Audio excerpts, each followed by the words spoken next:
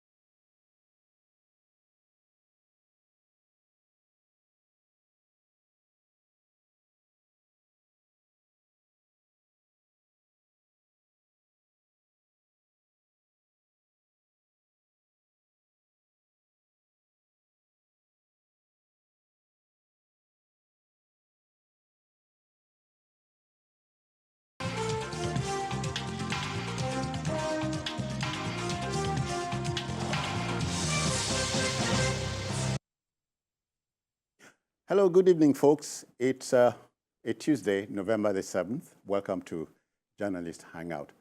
I am Citizen Jones Hussein, Now, today on the program, Peter Obi carpet Supreme Court and the INEC over the 2023 elections, just as the deputy, Dati Ahmed, insists that Labour Party won the presidential election.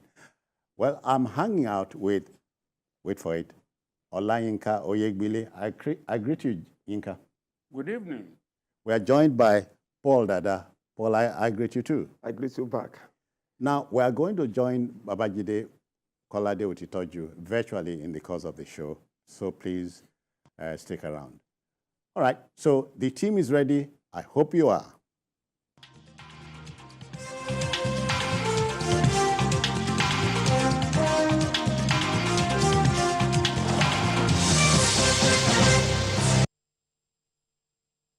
Okay, let's set out by, as they say, giving kudos to who deserves it.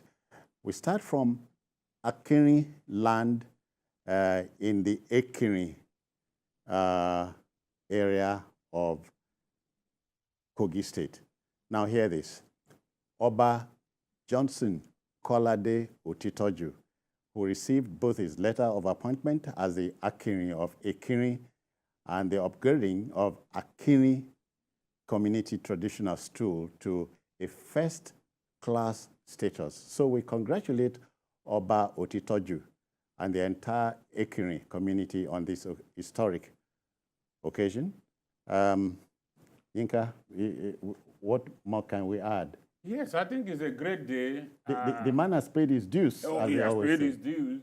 He has been a principal. He has taught so many people. Many people have drank from his fountain of knowledge, and the community thought it wise to make him their traditional ruler. And due to that, the traditional stool has been upgraded to a first-class status.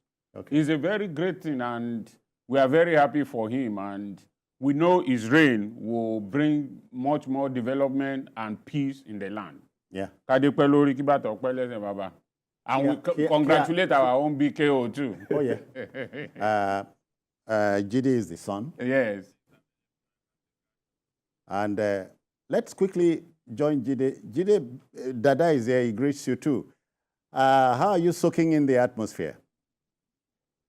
Oh, we are just grateful. We are grateful that this has happened in our lifetime, and Baba is grateful that he is privileged to ascend the throne of his forefathers and to have the school that was never graded, upgraded to first-class status. It is stuff of miracles, and really glad it's our heart.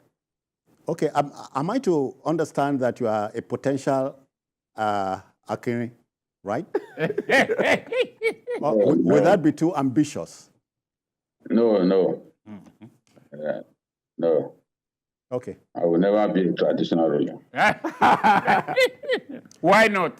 He will tell you he's always a journalist. I want to remain a journalist until I die. Okay.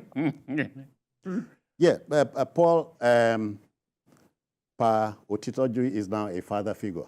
Yeah. So what do you expect? Well, first let me begin by saying congratulations. And I also hope and pray that his reign will bring greater peace to the land, will bring greater cooperation among his subjects. So I wish him well. Yeah.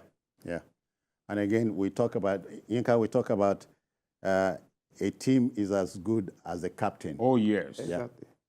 You know, when you have people who are knowledgeable as your leader, you know that the town will progress. Yeah. Because he is going to bring into play his wealth of experience. And that is why the Yoruba will say, you will never make an idiot a king. And no city, no town, no hamlet will ever make an idiot a king. He is good as a court jester, but to be king, no. The reason is that, you know, likes attract likes. Knowledge attracts knowledge. So knowledgeable people, we attract knowledgeable people. So with Baba now as the traditional ruler, you will see that all the knowledgeable people, educated and all, will cooperate with him, and the town will get a better development and move forward in his own time. Yeah.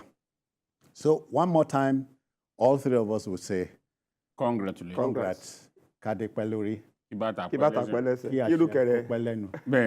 Right. Okay. Let's talk Nigeria, my country, your country.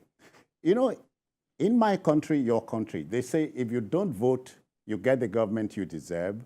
And if you do vote, you never get the results you expected. Our elections have always been divisive and contentious. The presidential candidate of the Labour Party in the 2023 elections, Peter Gregory Obi, has condemned the ruling of the Supreme Court, which affirmed the election of President Bola Tinubu as winner of the polls. His running mate at the same election, Yakubu Dati, insists the Labour Party won the election and vowed the party would reclaim its mandate.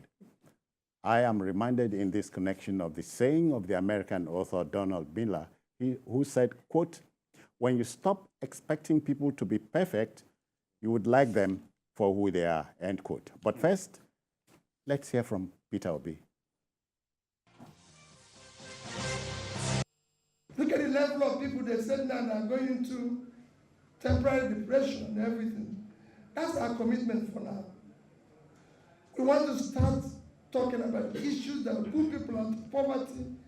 We want to deal with the issue of hunger, issue of productivity and everything. As we go along, we'll know. We don't regret anything we did. We came out and campaigned on a new Nigeria. No other party did. And we remain, our position remain consistent. We're consistently consistent on that, on a new Nigeria.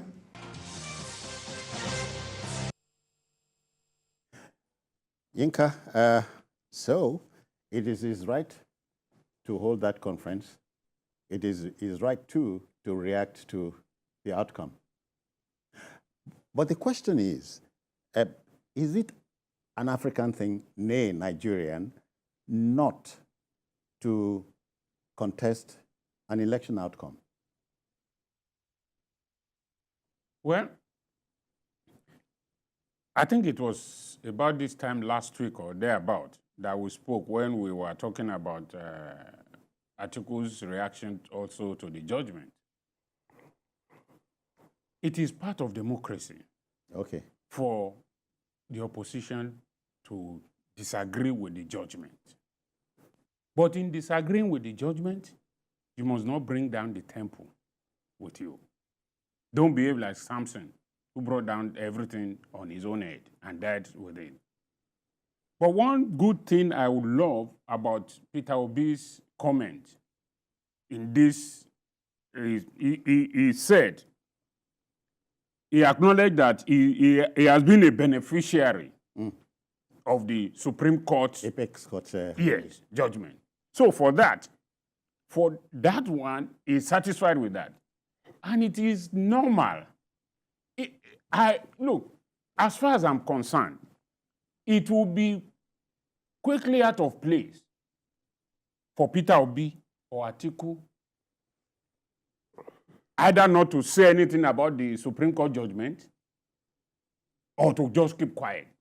I mean, it would have disturbed me more if they had not said anything, because there is this saying that when the child of the eagle went to pick a duckling, when he brought the duckling home, the mother eagle said, what did the mother say? The man he said, return it. Return him. Then he went for the chicken. He said, oh, so what did the mother hen say? He said, he rabbled and ran after me. The whole village almost killed me. He said, oh, go ahead. Okay. He has done all what he wanted to do. So if they had behaved like the duck and they didn't talk, it would have been suspicious. Exactly. A danger signal for our democracy. So now they have spoken. They have their freedom to say what they have said. He has agreed that he was a beneficiary of the Supreme Court. So this time around, the Supreme Court judgment went the other way. So in disagreeing with it, he has shown that... Yinka, but the first instance was, yes, was a different one from this current one. No, but it is all the same thing. Okay. Look, if the judgment had gone his own way, or Atiku's way, will APC not react? APC will react. So you don't stop them from reacting. Naturally. It is their right to... But what I don't want to agree with is that area of trying to paint the judiciary in bad light. Okay. Because it has favored you at one time. You win some, you lose some. That is life. And the area where he was talking about the Supreme Court aversion to public opinion. Yeah. That one to me is a funny one. It tire you. I mean, public opinion of what? That the election was not properly conducted? I'm not with this argument saying that there were no flaws. Of course, there were flaws. But public opinion is not what judges work with. And they said that in their own, it is the evidence you present to them that they will work with. And the prayers you say. You seek. So they can't give you what you didn't ask for. Yeah. So for me, I think what we should just do now is the opposition should begin to work.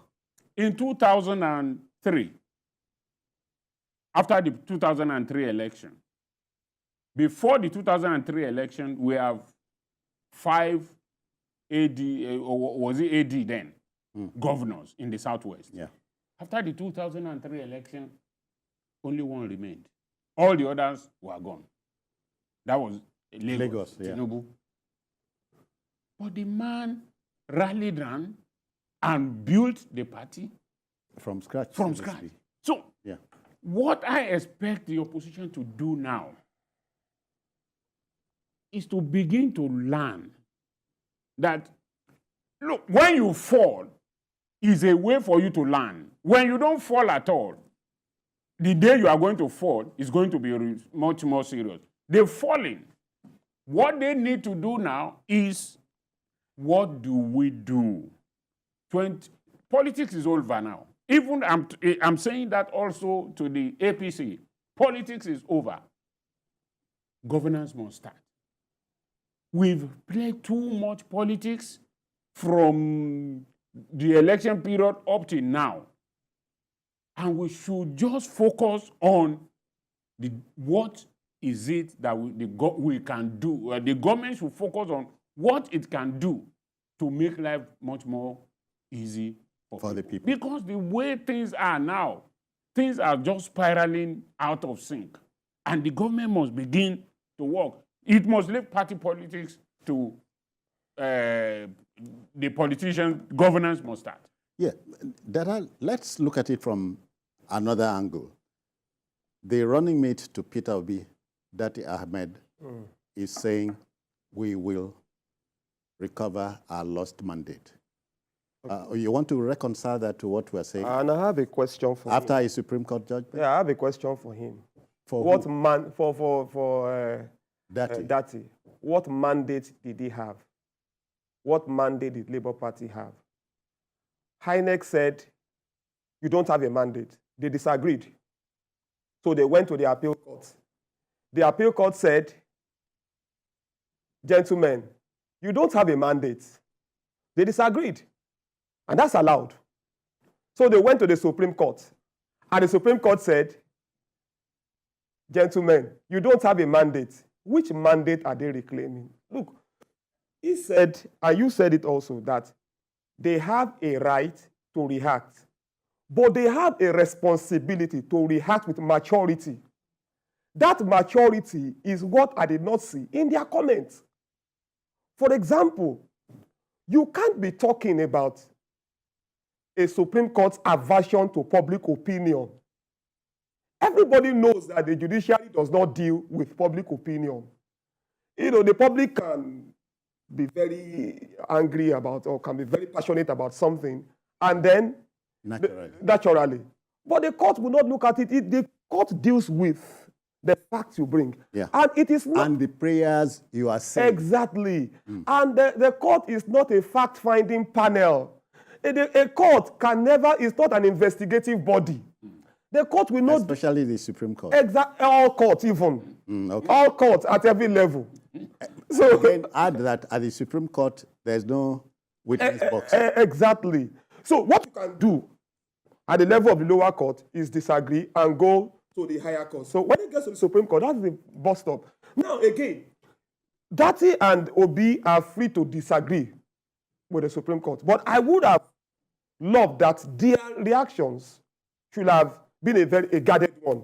You could say you disagree, but to say that the Supreme Court is averse to public opinion, it's like you are impugning. Well, I heard you first. Exactly. Apart from that, what is even what is public opinion? Are you saying that it is the public opinion that Obi won that election? A section of the public believes it. There are so many people who don't believe it. What is public opinion? You're talking as if all Nigerians or majority of Nigerians have accepted Obi as the winner. Even if that were to be the case, it's still not correct. Now, what I think they should be doing, all right. At this point, I'd rather we sounded out Jide, who is joining us virtually. Yeah, Jide, you are eavesdropping in a manner of speaking. So how do you react to this?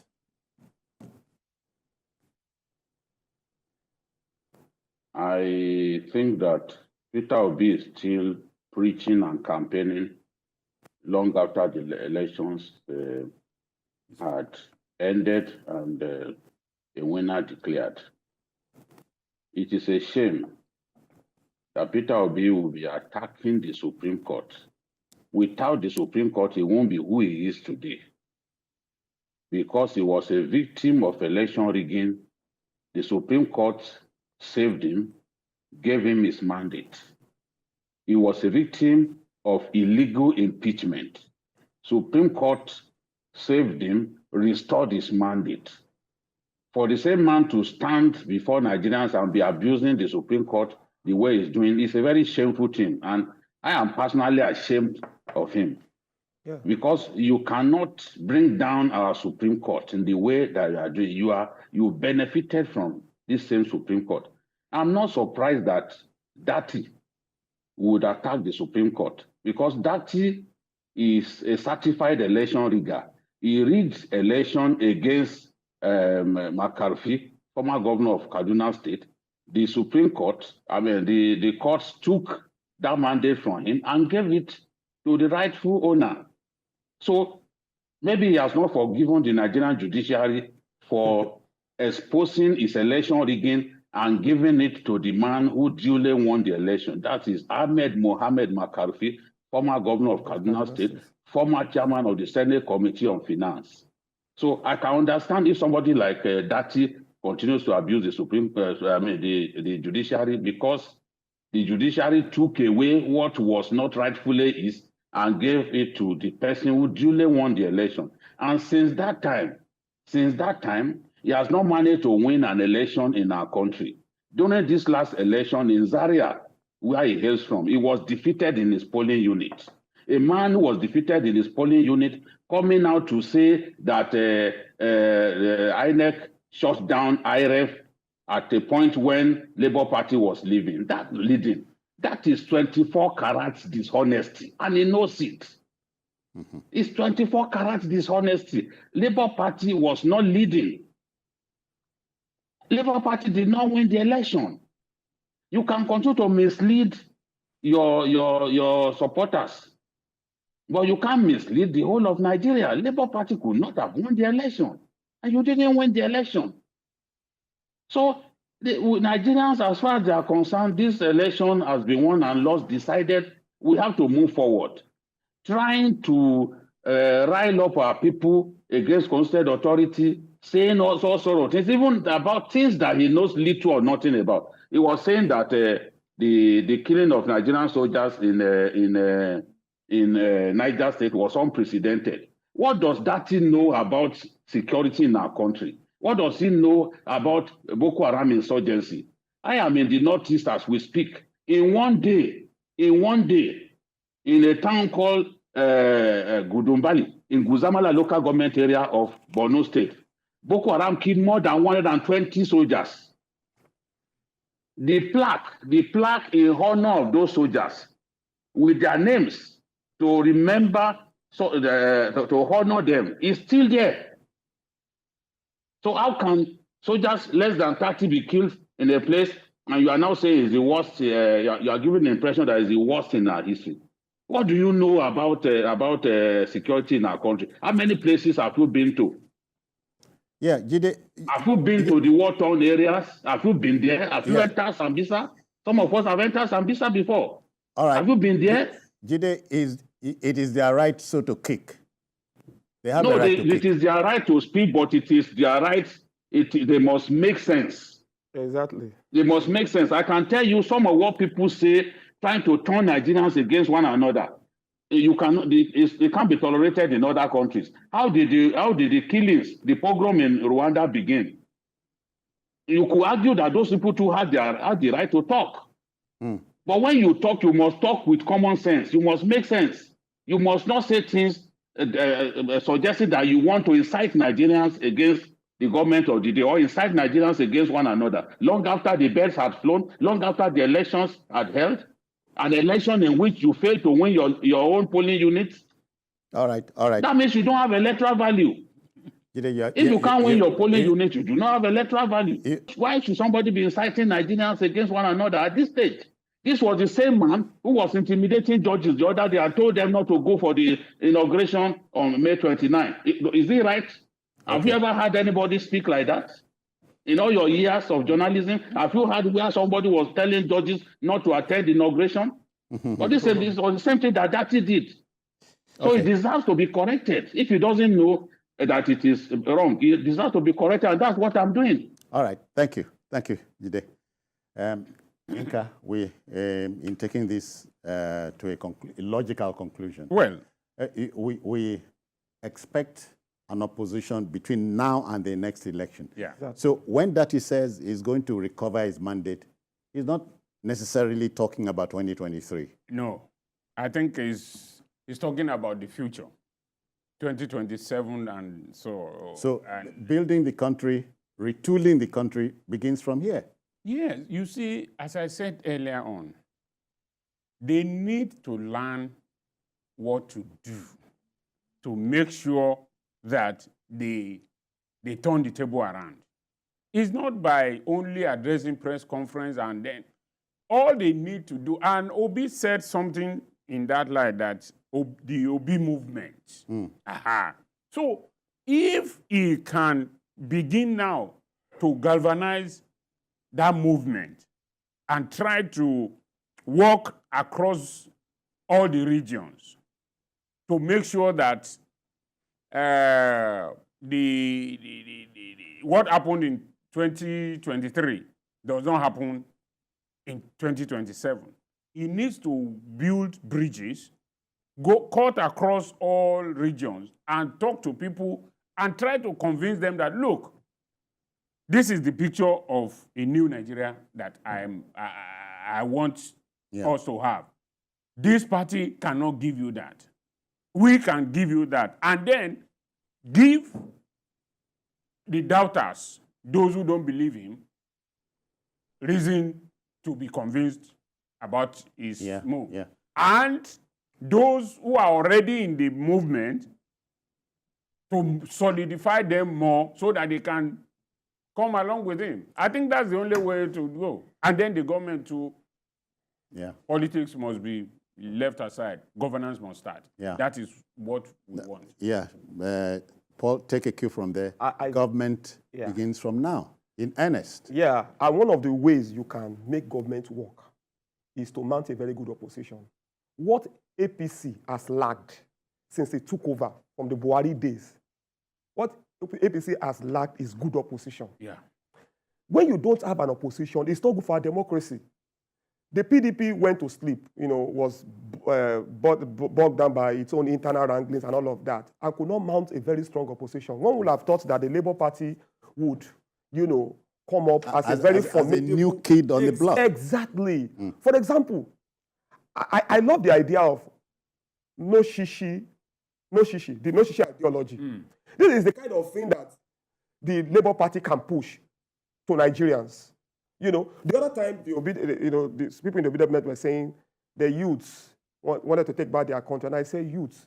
Talk about youth in the cities. I talk about youth in Lagos. What about the youth in the villages? What about youth in northern villages? What about the youth in the interior? So you have a few disgruntled and noisy youths, shouting. And there are so many youths, they're illiterate. Look, if you look at the pattern of vote for Obi, we know where it came from. He only won 2 states in the north, and not called northern states. How do you reach out? How do you spread your ideology to the youth of Sokoto? 1, 2 states in the north. Exactly. As per the results of the INEC. I didn't get that. As per the results of the INEC. So which result are we working with? Which result are we working with? No, that's the result we're working with now. Okay. Sokoto, Kaduna, Kano, Borno. Nobody. How do you reach out to those youth? Whatever, this is the time I think the obedience movement or the Labour Party, as it were, should start giving this government close marking, profile alternatives, convince the people. Don't just wake up 1 year to the 2027 general election and say you want to take over. What is going to happen is that you will be frustrated. You will be defeated again at the polls. You will go to the court again. And then the court will say you have no mandate. And I hope at that time, they will not be complaining again that the judges have. Paul, the court has no business stopping us making some money. So we'll go on the commercial break. Yeah, let's go on this commercial break. Come with us and please stay. We'll be back shortly.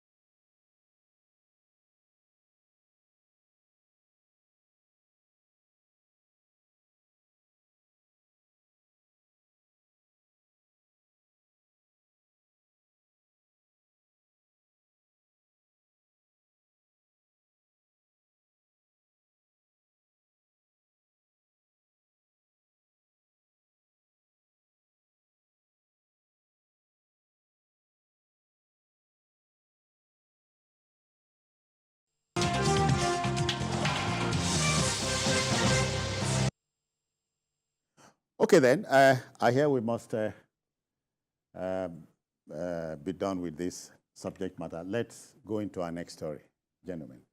You know, it needs to be emphasized that there really can be no peace without justice and no justice without truth. So when the Independent National Electoral Commission, INEC, delays the trial of electoral offenders, then peace eludes everybody. Consider this story. INEC is yet to prosecute some 197 electoral offenders months after the 2023 general election. You recall that on the 2nd of May this year, the electoral umpire said it would prosecute 215 case files it received out of 774 persons arrested for various electoral offenses by the Nigeria police during the 2023 polls. Paul, are we waiting for Godot here? Yeah, it feels we are waiting for Godot. Okay. Will he ever come? I wonder. I wonder. You know, we often hear about boys, thugs being used to perpetrate election, thuggery, you know, criminality and all of that. But many times we don't hear of their prosecution. I think certain people need to be used as scapegoat. I personally, probably maybe it's not even necessary to prosecute too many people. You see, what I'm saying is this. Make an example. Exactly. Some of these people, that if you find out, many of them may just be foot soldiers of unscrupulous political bigwigs. It could be bigwigs within a community. You know, it could be representatives of political parties at the local government level. It could be representatives at ward level, at a community level. Now, those boys don't just wake up and go to, you know, disrupt polls. They are working for people. Now, what is the level of investigation that has been made about this? Who are the bigwigs? Who are the people asking these boys, you know, sending them to disrupt polls and perpetrate acts of criminality? Let's make scapegoat out of 2, 3, 4, 5 persons, you know. If you can't prosecute, if 197 is a burden for INEC and maybe the police, why don't you just look for 10 people that you can make a very good example that can serve as deterrents to other people? So let's hear that people are going to jail. What is happening to this Adamawa wreck? The one that... They said he's on the run. He's on the run. You see, that's the kind of person you should make an example of. So that people will... Other people will listen. Starting from the top. Exactly now. Make an example of hiring INEC officials that you are found culpable. Make an example of politicians that you are found culpable. But you don't just sit here and then say, you need pro bono, you need lawyer, MBA to help you with pro bono, to help you take up cases pro bono. Because that's an issue. If the INEC hopes for attorneys to take matters on a pro bono, you know, basis, then you are waiting for... That's why I'm saying, because you know, it takes a lot to prosecute. I don't know what their budget is like, but I don't think I've seen EFCC, for example, say they are looking for lawyers to handle their cases pro bono, and yet the FCC prosecutes so many cases. So let them even start with a few of them. Let's see. Let them start with a few of them. Let's see. INEC should be able to afford legal fees of a few lawyers who can prosecute some of these offenders. Yeah. So what's the big deal about prosecuting them? Yeah. Yinka, let's hear from our man, virtually. Okay. BKO, I hear you are in northeast Nigeria. Obviously, you are with us. So what's your take here? You know, INEC has guys, suspects in its custody, but taking them before the law is the wahala here.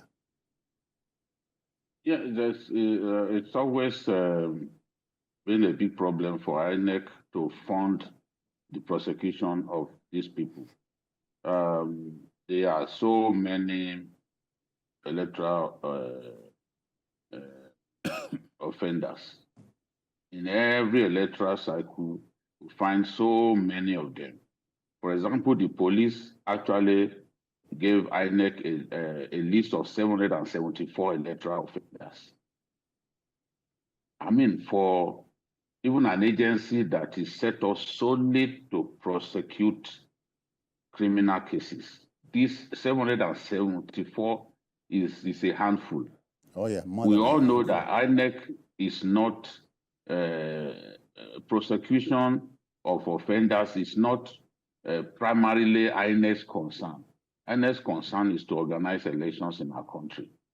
I want to see a situation in which we can take the burden of prosecuting these electoral offenders off INEC.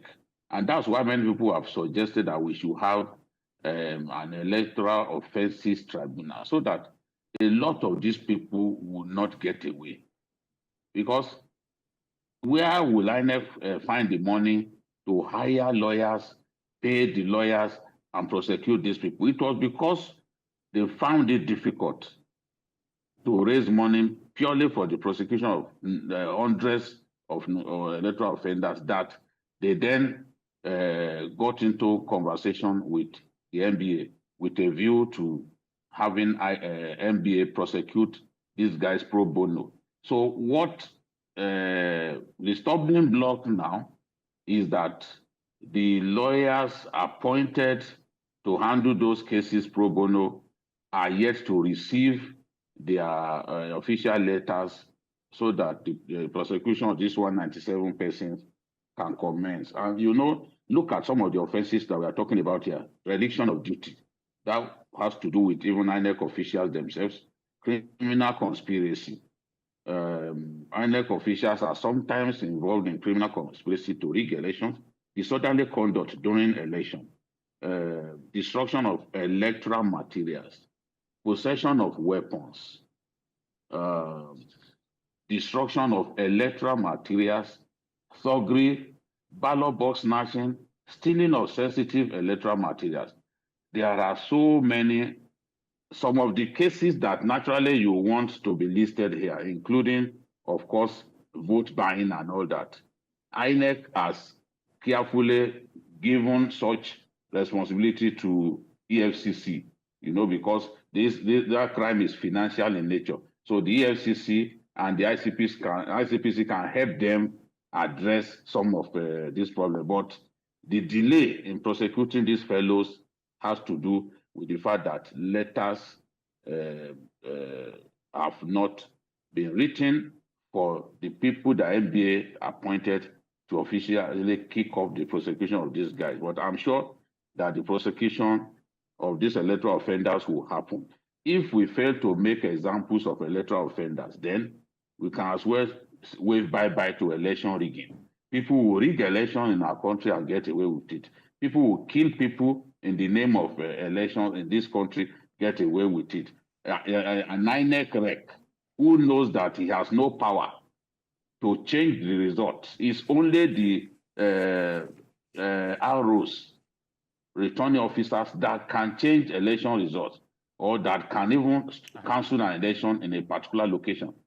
But you see an INEC rec fighting above his weight, punching above his weight category, and trying to intervene in the course of the electoral process just to help somebody to win. That was what the rec in Adamawa did. Yeah. Today, because that rec has some big Nigerians behind him, we are being told that he has escaped arrest. We are being told that even his surety too has evaded arrest. This is absolute rubbish. Yeah. We must bring him out and put him on trial. Yeah. That's the only way that people will learn that too. It does not pay. All right. Yinka, it is said, let me say it for the umpteenth time, there can be no justice without truth. So if the Nigerian, who is, they say is critical, and why not, sees one or two electoral offenders being brought before the law and punished, he or she won't believe INEC is doing anything. Yeah, you know, the greatest manure for crime is lack of punishment for those who commit crime. Because if Mr. Z commits an offense, you don't punish him. Mr. A will be encouraged to do it. So what we need to do, and I don't believe that INEC doesn't have fund to prosecute. And if it doesn't, they should be in their budget. I'm sure budget for prosecution of electoral offenses must be there. So if that is there, or if it is not there, what they should do is to make it to be there, because people must be punished. Oh, yeah. We cannot and be seen to be punished. The reason why we are where we are today is because people go scot-free committing crime. We don't punish them. And I mean, if you punish, people will stop that. Yeah, Paul. And maybe it gives vent to the saying that society prepares the criminal commits it. Oh, yes. Exactly. We should not make the society a thriving place for crime. And look, I do not buy this excuse that the INEC is giving. Now, Jide said something about even lawyers that came out to offer pro bono services. I've not received the letters, authorizing them to go ahead and do prosecution. How do you explain that? You think these things How do you explain that? They are deliberate. There are grounds to suspect that people can just be, it can be deliberate, or it can just be these characteristic insouciance that you find among public servants. They just wave it away. It does not matter.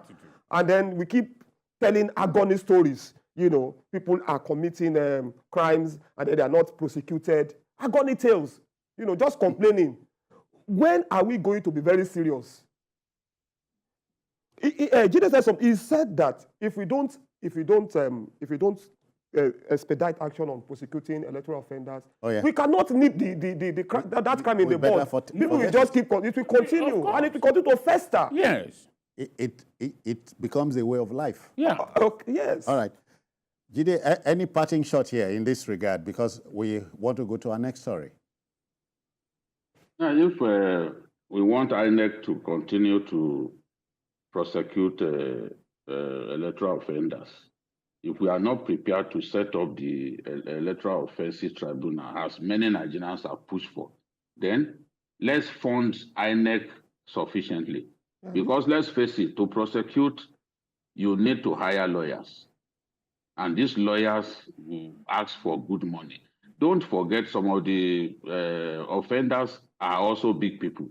So it's not small lawyers that you hire when someone goes to hire SANS and the rest of them. So the bulk of INEC's finances are for the conduct of elections, especially all-season elections and all that. There are so many all-season elections. People die, you do by-election, you do this, you do that. So that is where the bulk of their money goes. But if we want them to continue to prosecute electoral offenders and we don't want a tribunal, then we should fund them adequately in a manner that allows them to find enough funds to be able to take care of these undesirable elements, beating people up during election days and all that. Thank you. Okay, so we'll take our last commercial break here and return to take the last story. Please stay with us.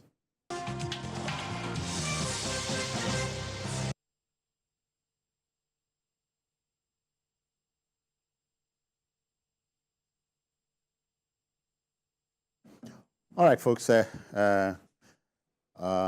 Saturday, November 11th, will be election time again, right, in our country. Yinka,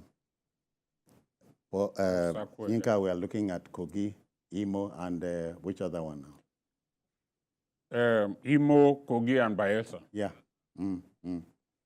So it's another moment that it pretends to raise the national adrenaline.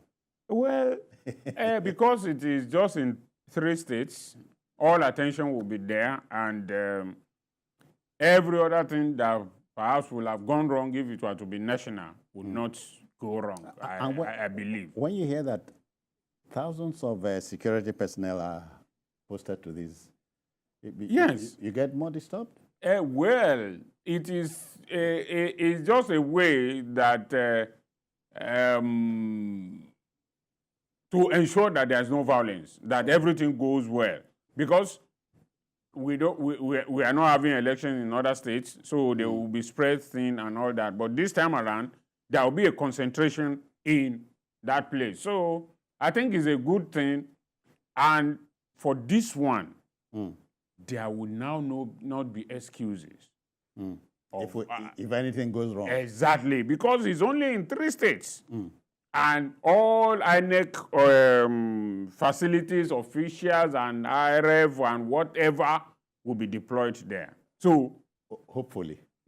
I mean, so there shouldn't be any problem. Paul, Imo, for instance, the build-up in Imo left so many sour taste, so much sour taste in the mouth. In fact, as he was talking, Imo came to my mind. Imo is actually a place where the security forces have to be fair, to be vigilant, because the signals from that place, like I said, are not anything to cheer.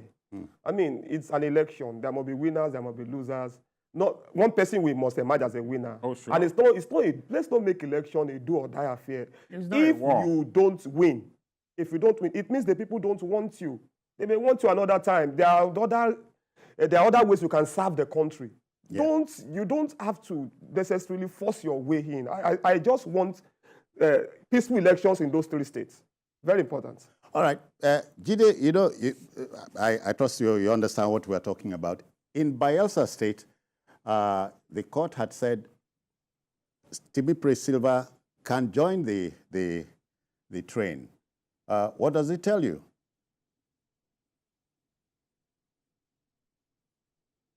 The supporters, because the argument had been on that if he were to contest this election, it means that he will, after just 4 years in office, that he will have the potential to spend more than the stipulated 8 years in office. And the law has been amended to ensure that no one can be sworn in twice, and no one can do more than 8 years in office, which is what the Constitution stipulates.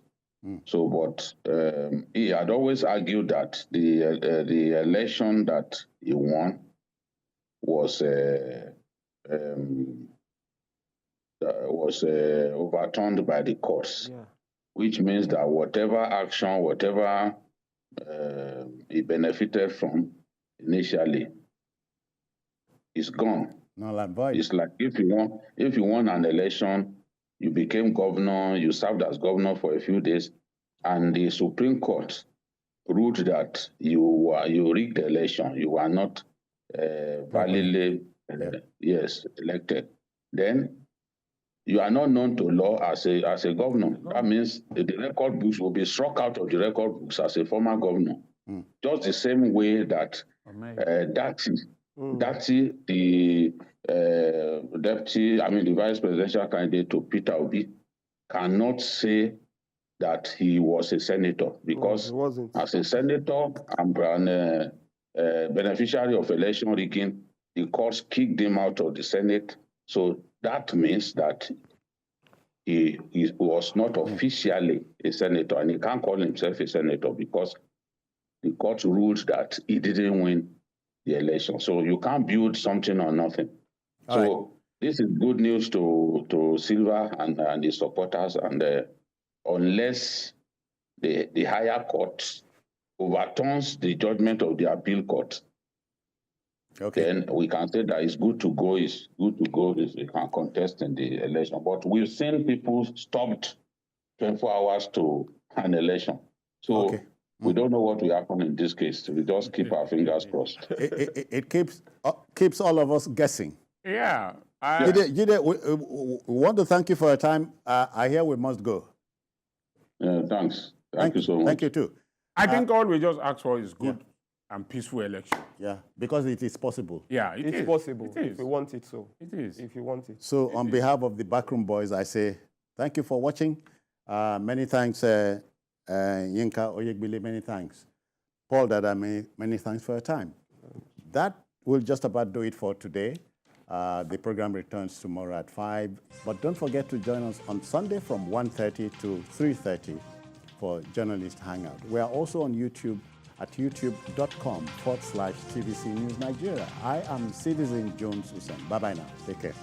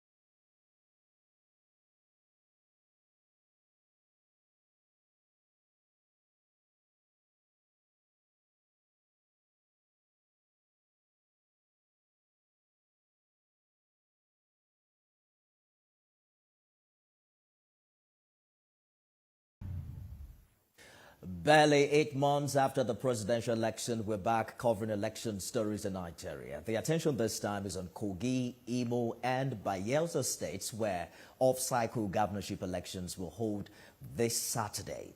You're watching Beyond 100 Days with Nifemi Oguntoye live from our studios here in Abuja. It's exactly 3 days to the off-cycle elections, and our attention today is turned to Kogi State. I'll be speaking with two of the candidates on developments ahead of the 11th November polls. You can join the conversation right now on X, formerly Twitter, using the hashtag Beyond 100 Days. Remember to tag at TVC News NG. The incumbent governor, Yahaya Bello, cannot seek re-election for a third term, as stipulated by the 1999 Constitution.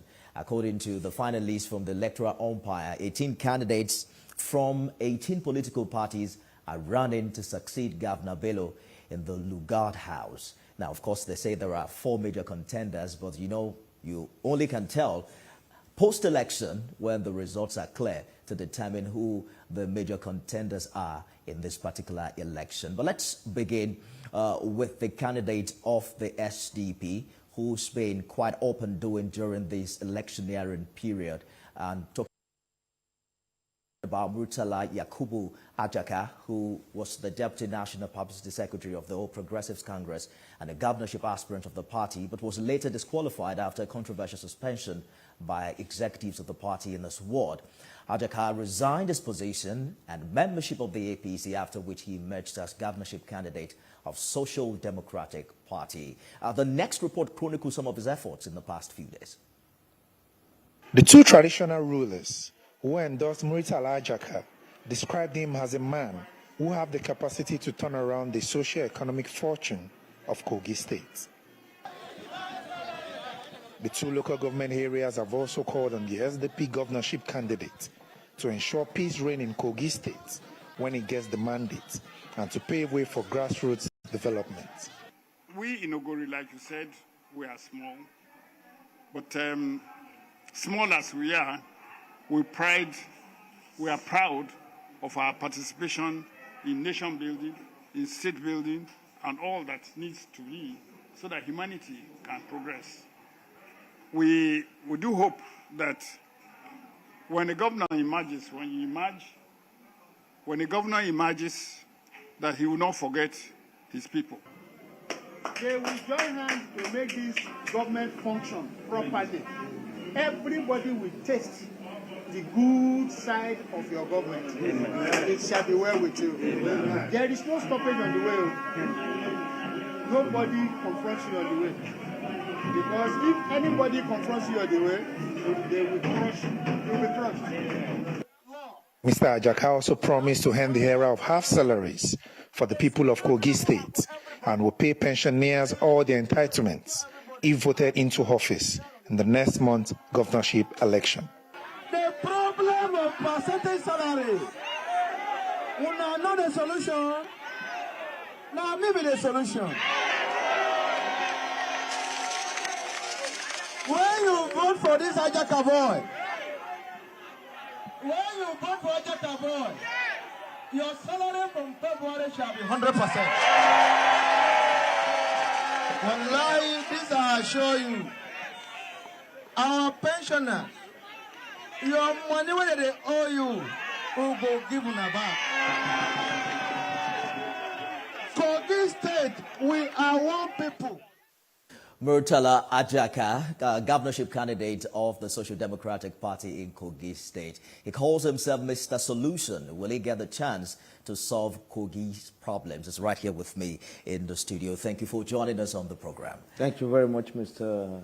Nifemi. So they said that you have withdrawn from the race, that there was a letter of withdrawal being circulated. How true is that? Withdraw? How? That's a figment of their imagination. How do you expect a front runner to withdraw? It's a fake news, and let's put it that way. You think you're a front runner for this election? Of course. So recently, the media has been awash with the news of clashes between your supporters and that of the ruling party. At some point, there was news that, about an impeachment attempt on your life. Throughout this election hearing, the issue between the APC and SDP, accusing each other of stoking violence, has been rife. What's the current situation right now? It's still the same thing. We're lucky the federal government have deployed security, but in spite of the deployment of security, we are still having problems. One of the major problems we're having in our state as it stands today are the heads of the security. Who are these heads?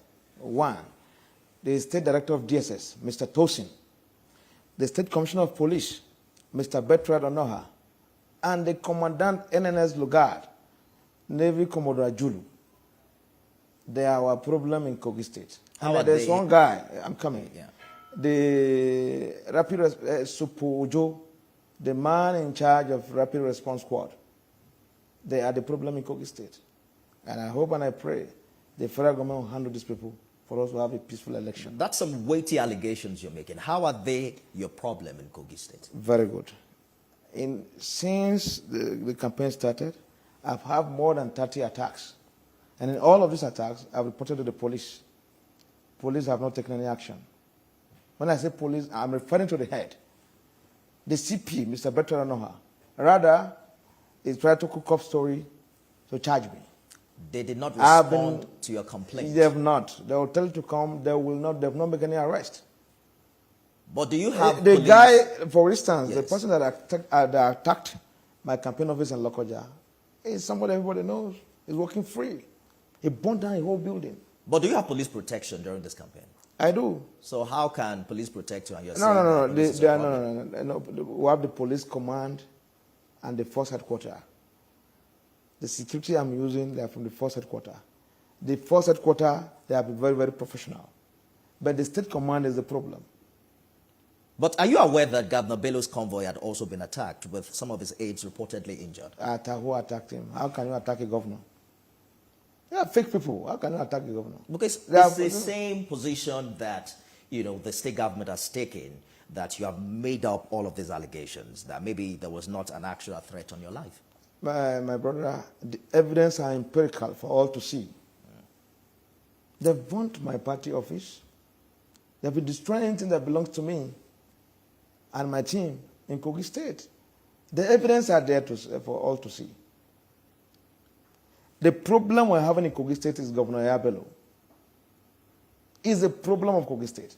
And by the grace of God, with the determination of our people, we'll vote him and his group out by November 11. It's interesting the way you have put it, because, some would say that Yahaya Bello, you were part of the Yahaya Bello administration yourself. You only parted ways because you were not given the APC governorship ticket. No. You were a former ally of the governor, right? Point of correction. I have never been part of the government. I was in the APC before Yahaya Bello came. I was a member of the National Working Committee of APC. Exactly the point I was making. I'm coming. You can imagine. As strong as I am in the party, you say my ward executive suspended me? It was a big fallacy. We went to court. They took me to court. Somebody from Okene, one Amoka from Okene is the one that took me to court. That my ward executive have suspended me. And these people came to court with an affidavit that there is nothing as such. that in fact there was no such contemplation, that all they are saying is lie. They came with an affidavit. But the court, acting under the influence of Yahaya Bello, ruled that, yes, gave an interim order, a day to the primary, that yes, I have been suspended, and by so doing, I cannot participate in the primary tomorrow. One Justice A.S. Ibrahim is the same judge now that the cook-up story against my deputy, somebody who has been a teacher for more than 2 decades, that has a forged WAEC certificate, until we went to the WAEC headquarters to get a certified true copy of his certificate. The same judge is still going ahead to trying to issue a bench warrant for my deputy, until we're able to thwart it through our lawyers. So what I'm trying to tell you, all in all, the problem, the insecurity we are having in Kogi State today is caused by Governor Yahaya Bello and his group. So how do you respond to those who would say you cannot dissociate yourself from this administration because you only parted ways after you did not get the APC governorship ticket? Yes, get it right. No, not parting way. I started in APC. In fact, I'm from AC. From AC to ACN, ACN to APC. I've never joined another party. Everybody in the state knows my contribution to the party, both in the state at the national level. But of course, Yahaya Bello, for what he is, you know him very well. How can you say a member of a national working committee of a party that determines the process and the procedure of the party primary is being suspended by his ward executive? He should know somebody somewhere is playing a game. And the same executive come forward to say, no, there's nothing like that. There's an affidavit from the ward chairman, the ward secretary, and other members of his executive in writing that there's nothing like that. But the judge, Justice A.S. Ibrahim of the State High Court, went ahead to give an interim order affirming the fake suspension and by extension that I cannot participate in the primary the following day. And there's no way I can appeal. All right. Let's talk about the election itself. Your senatorial district has 51% of the registered votes in this election, with over 40% of the local government areas. Is that number something you're counting on in this election? It's our strength cut across the state. I repeat, my strength cut across the state. You could see I received the endorsement of the late Ohinoyo Febrala, who is a spiritual father to all of us. I received the endorsement of the people of Okulan. And of course, in every election, you have a catchment area. My senatorial zone is my catchment area.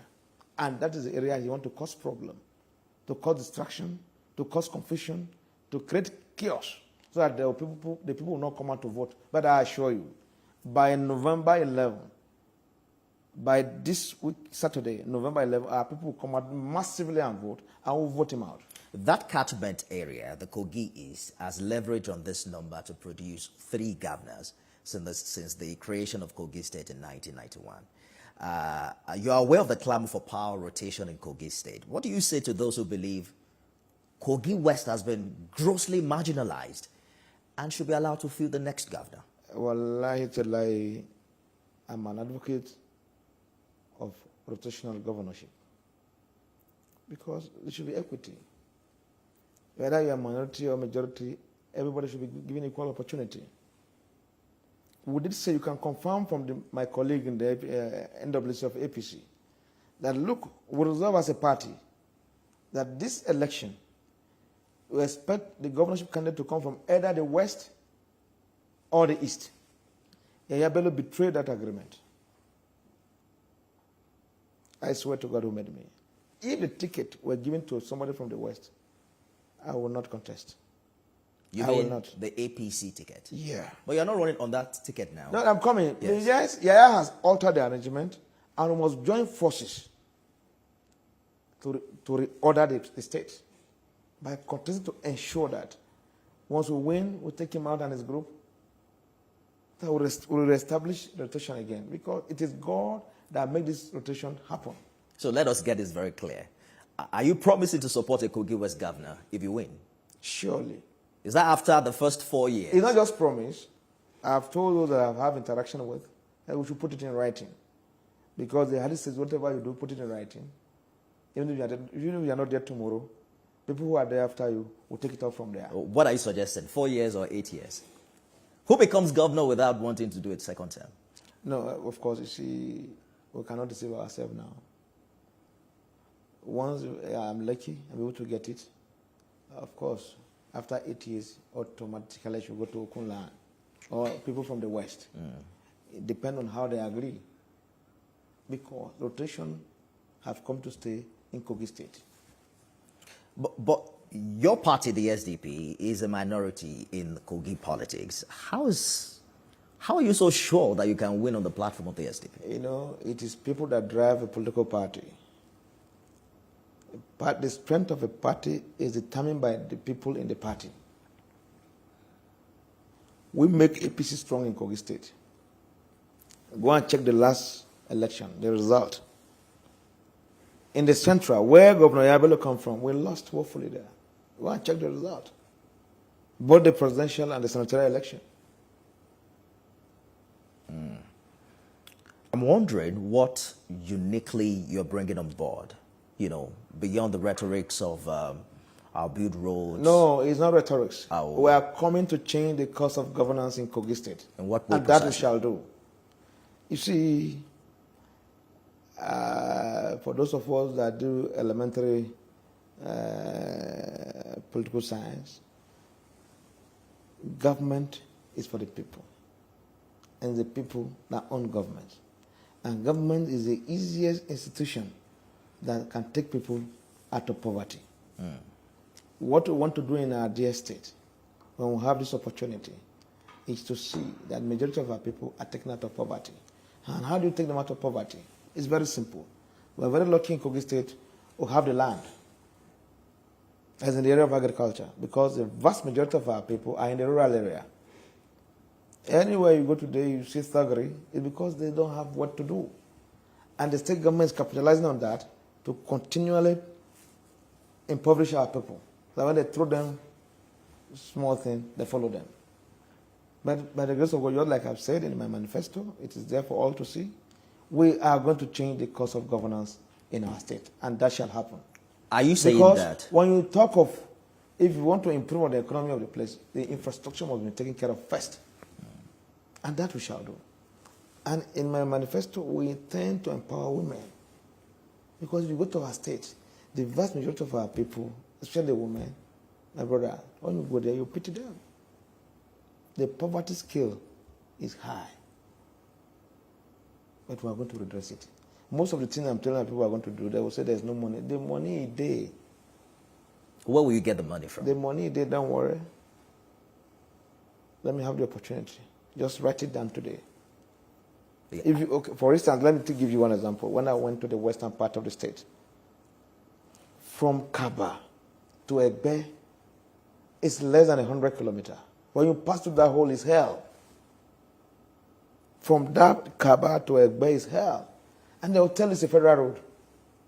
My brother, what stopped the state government from using the bill of quantity of the federal government and do the road and seek for payment? I just use that as an example. If you go to the eastern part today, virtually everywhere in the eastern part is being taken over by erosion. Go to central. Okene is 90% urban. Until I went there for rally, I assumed that the governor have done everything there. It's in the area of road network. It's still in the state that it were. As I'm talking to you now, go and confirm. There is no pipe and water for people to drink. You know, internally generated revenue is key to be able to bring these dreams to life. I'm wondering, what are you going to do differently in that regard to make Kogi, you know, drive up its IGR? Yes, you see, we're going to expand our tax network, but we're going to do that with human face. So people are to pay more tax under your administration? Not this crude transaction that is going on in the state now. But we will expand the tax network because we need money to do most of these things we are promising our people. Let's talk about the politics of things. There were campaign pictures of you and the president. How does that work as a flag bearer of the SDP? has... The president is my mentor. I've been together with the president since 2005. He knows very well. The message we are sending, we are all loyal to the president. We work for his emergence, and we'll continue to work for him, and we'll continue to be loyal to him. The president knows this very well. The issue we are having is a local issue. If the primary were to be conducted when the president emerged as president, after his inauguration, what the governor did, I don't think we were able to do that. Because you once claimed that the loyalists of Governor Bello are with you. It makes it sound like you are inferring that the president has secretly endorsed you for this election. Is that the case? Saturday shall tell. You're not answering that question. Are you inferring that that's possible? Saturday shall tell. All right, let's talk about, the contribution that SDP is making for a peaceful poll, because the figures aren't adding up quite well for Kogi in that regard. There are concerns about electoral violence, just like we saw earlier this year and even in 2019. What contribution is your party making, to ensure that we have a peaceful poll come Saturday? There's a saying in my place: a fruitful phrase is the one that throws stone at. The issue we're having in our state, the problem of insecurity and electoral violence, is caused by Governor Yahaya Bello. I repeat, it's being caused by Governor Yahaya Bello. As I'm talking to you now, he has bought guns. That's a huge allegation you're making, Mr. Look, Mr. Ajaka, whatever I'm saying, we'll have the evidence. And we're waiting for those boys to come out on Saturday, on Friday. Because we have already given their details to the security agencies that are in the state now. That's a heavy allegation you're making. The Commissioner of Police, Mr. Bertrand Onoha, has compromised his position. They know these guys. They know who they are. They are refused to go after them. If you have this information, why are you not talking to, you said you have policemen from the headquarters. Why not raise it up with the IGP? I'm just coming from the headquarters, from the police headquarters to this place now. We have told them all that we know, the intelligence that they require, the bad guys, where they are, and who they are. It's important to state very clearly that the allegation you just made is not only a strong one, but it's something that we cannot independently confirm as a station. So it's all yours and your position. And as a channel, we'd like to entirely dissociate ourselves from it because we don't have proof to that allegation. Because are you also considering the security implication of what you have said? There are concerns about how agitated voters might become if you are painting this kind of pictures. No, our people are ready. Except they bring an atomic bomb to eliminate the entire state on Saturday. Our people are ready to come out to vote. West, East, Central. They are tired of Governor Yahaya Bello and his group. That's the truth. You can see it reflected in the election. Even back in his own senatorial zone, he lost the election, as confirmed by the Court of Appeal. You can imagine in a senatorial zone that consists of 5 local governments, you are using only 1 local government to win the election. We thank God to the court. He has invalidated that, and given the ticket has been given back to the rightful owner, and she has been, sworn in as Senator of the Federal Republic of Nigeria. But do you agree that this election has taken some form of ethnic and sectional tones, with the way campaigns have gone? Yeah, there's no doubt about that. How good is this for the state, given that only one person can be governor at a time? That is where Governor Yahaya Bello has failed in leadership. You see, his emergence... But Yahaya Bello is not the person asking that Kogi should feel the next governor. He is the problem. He is the one that coordinated virtually everything. You hear him when the Court of Appeal gave judgment with regard to the central seat in his zone. He is the one that spoke on behalf of Mr. Ohiri. He was not a ballot. So he took over everything. He determined everything. Once you are not in agreement with him, we find a way to get you eliminated. They came to my DG's house yesterday with the intention to kill him. As I talked, they have killed 3 mobile policemen.